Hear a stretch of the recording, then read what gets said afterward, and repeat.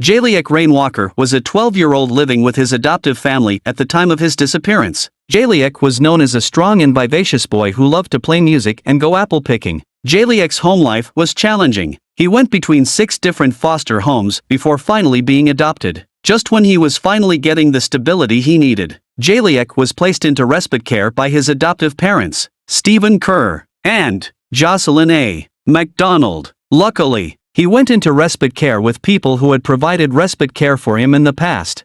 On November 1, 2007, Jaliek was picked up from respite care by his father to be transferred to another respite home. They visited Jaliek's adoptive paternal grandparents' house, where they intended to stay overnight as it was closer to the new place. The next morning, Stephen Kerr woke up to find a note from Jaliek stating he had run away. Instead of immediately contacting the police, Kerr about his morning routine, he reported Jaliek missing hours later. Jaliek's note said, "Dear everybody, I am sorry for everything. I won't be a bother anymore. Goodbye, Jaliek." Authorities have confirmed the note was in the boy's handwriting. Investigators later discovered that Kerr wasn't at home the entire night of November 1, 2007, contradicting his initial report. Surveillance footage further revealed Kerr driving around midnight, several months following his disappearance. Law enforcement authorities identified Kerr as a person of interest in the case. However, no arrest was ever made. Kerr later acknowledged the perception that cast him as a primary suspect, but he strongly denied any involvement in causing harm to his adoptive son. After 16 years, the circumstances surrounding Jaliek Rainwalker's disappearance remain unresolved and unclear.